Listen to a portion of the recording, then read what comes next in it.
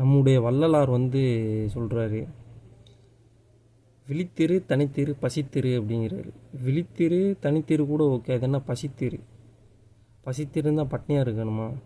அந்த பசித்திருந்தால் பட்னியாக இருந்தால் நமக்கு என்ன செய்யும் அப்படின்னு பார்க்கல. பசித்தா நமக்கு வந்து என்ன செய்யணும், நம்ம வந்து வேலை செய்வோம், ஏதாவது ஒரு வேலை வந்து செஞ்சுருவோம். ஏன்னா அந்த பசியை தீர்க்கணும்.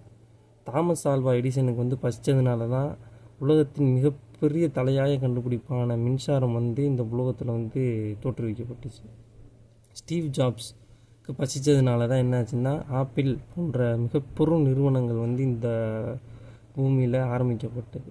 அப்படி ஒவ்வொரு மனிதனுடைய பசியும் என்ன செய்யணும், கண்டிப்பாக ஏதாவது ஒரு செயல் வந்து செய்ய வைக்கும். அப்படி என்ன செய்கிறாங்கன்னா, மைக்கேல் ஜோர்டன் அப்படிங்கிற வந்து பேஸ்கெட் பால் வீரர் இருக்கார். அவருக்கு வந்து என்னென்னா, அவங்க அப்பா மிக எளிய குடும்பத்திலேருந்து வந்தவங்க. அவங்க அப்பா வந்து இவனுக்கு ஒரு டெஸ்ட் வைப்போம் அப்படின்னு சொல்லிட்டு என்ன செய்கிறாருன்னா, மகனுக்கு வந்து இது கொடுக்குறாரு, ஒரு டிஷர்ட்டை கொடுக்குறாரு. இதை போய் விற்றுட்டு வா அப்படிங்கிறாரு $1. போனோடனே பையனுக்கு என்ன செய்யணும்னு தெரியலை, போகிறான். என்ன செஞ்சிடறான், எப்படியோ ஆளை பிடிச்சி ஒரு $1 விற்றுறான். வந்தவுடனே மறுபடியும் கொடுத்துட்டான், $1 கொடுத்துட்டான் அப்பாட்ட. மறுபடியும் என்ன செய்கிறாரு, அவங்க அப்பா போயிட்டு மறுபடியும் வர்றாரு. அப்பா நினைக்கிறேன், சரி இன்னொரு டிஷர்ட் எடுத்துகிட்டு வருவார், $1 தானே விற்றுடலாம் அப்படின்னு யோசிச்சுக்கிட்டு இருக்க நேரத்தில் ஒரு பழைய டிஷர்ட் எடுத்துகிட்டு கொடுத்துட்டு இதை போய் $20 விற்றுட்டு வா அப்படிங்கிறாரு.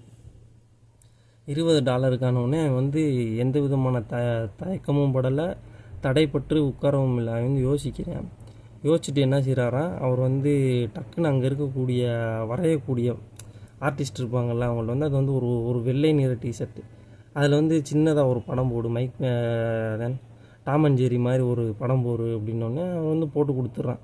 போட்டு கொடுத்தோடனே கரெக்டாக என்ன செய்கிறான், இந்த இடத்துல போன தடவை போன இடத்துக்கு போவேன்னா வேறு ஒரு இடத்துக்கு போவோம் அப்படின்னு சொல்லிட்டு ஸ்கூல் பகுதிக்கு வந்து போகிறான். போனவுடனே அந்த டிஷர்ட்டை விரித்து காட்டுறான். மிக்கி மவுஸ் டாம் அண்ட் ஜெர்ரியில் இருந்தோடனே மக்கள் அந்த இருக்கக்கூடிய சின்ன குழந்தைகள் பிடிச்சிருது. அவனுடைய வியாபாரமும் என்ன செய்கிறாருன்னா கம்ப்ளீட் ஆகிடுது. மறுபடியும் அந்த $20 கொண்டு வந்து கொடுத்தோடனே மறுபடியும் என்ன செய்கிறாரு, அவங்க அப்பா உள்ளே போகிறாரு.